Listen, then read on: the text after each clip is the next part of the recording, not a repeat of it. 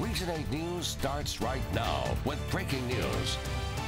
And that breaking news tonight, after threatening possible legal action, Arkansas State University says they have received the buyout for Grant McCaslin's contract. The university says the $500,000 buyout was not paid on time with last night's deadline, but minutes ago, A-State Assistant Athletic Director Jerry Scott says they received the wire transfer with the money this afternoon. McCaslin announced in March he would be leaving A-State to coach at University of North Texas. Almost a month ago, the town of Hoxie passed a new ordinance to toughen enforcement of certain codes to keep the city clean. But 1 month later, no action has been taken, and the city wants to know why. Japhanie Gray joins us now live in Hoxie, previewing tonight's city council meeting. Japhanie. Japhanie Gray, Region 8 News. Japhanie, thank you. Continuing coverage of the search for a missing woman from Paragould. Police issued a silver alert for 51-year-old Angela Blevins. Daisha Deer spoke to Blevins' family today and has much more on this search. Daisha. That's right, Craig. Daisha, thank you. New at 6 tonight, Cross County officials arrested a man after he reportedly shot a woman.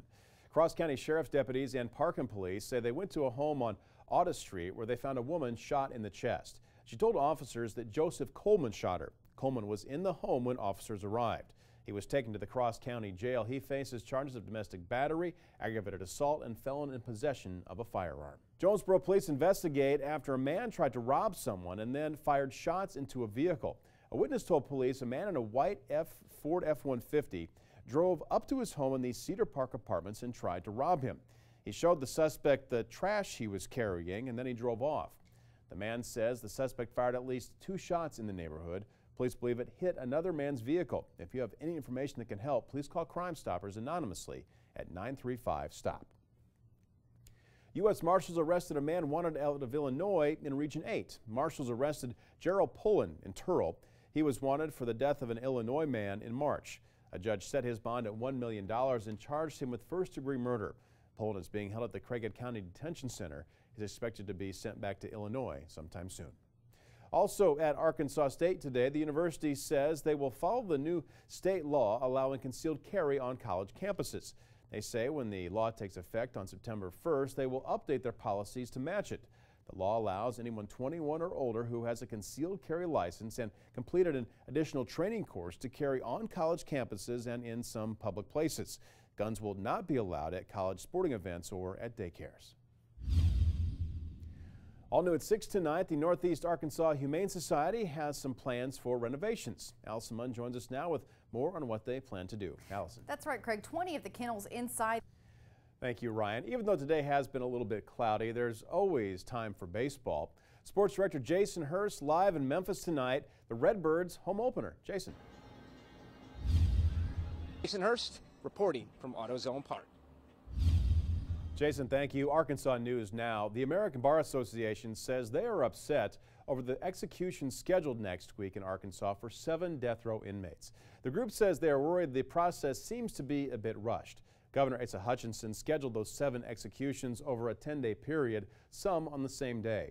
The ABA president says the state should modify the schedule to allow more time between each execution. One of the execution drugs will expire at the end of the month. Missouri news now. At least 1 person is dead and 4 others injured in an explosion at a military ammunition plant.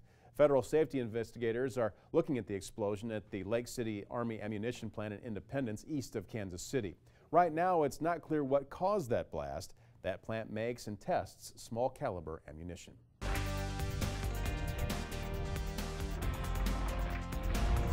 Region 8 News starts right now. A Region 8 family started their Sunday afternoon enjoying a family reunion, but it was interrupted by their neighbor's dog after it bit a 9-year-old boy. And all of it caught on camera. Japhanie Gray joins us now with more from the boy and his family about what happened. Craig, Allison, let me tell you, this is one athletic little boy. Luckily, 4th grader Matthew Johnson was only bit on his hand. Now his grandfather wants to raise awareness of the threat of dangerous dogs in neighborhoods. It's video that you can only see on Region 8 News. His bond was set at $7,500. Also new tonight, the Jonesboro Street Crimes Unit arrested a man wanted in connection to an aggravated robbery from last month. Orlando Smith was booked into the Craighead County Detention Center around 7:30 tonight.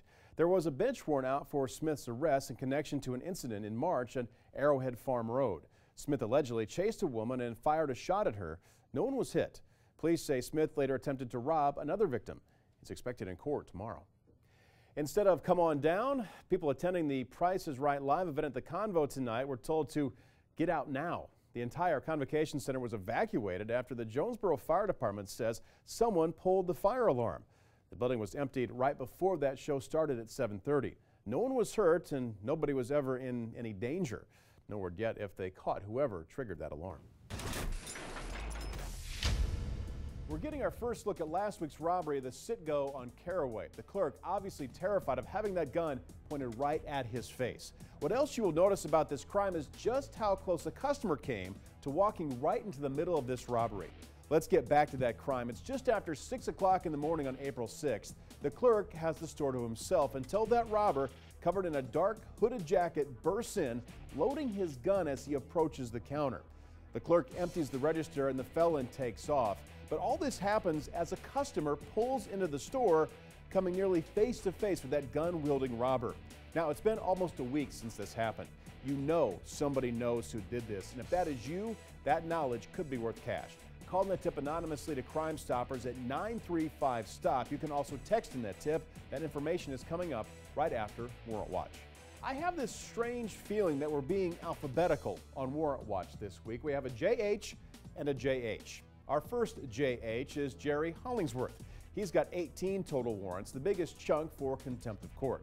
He's got warrants from JPD, Craighead County, and Brooklyn PD. JH number 2 is Jeremiah Huffstickler.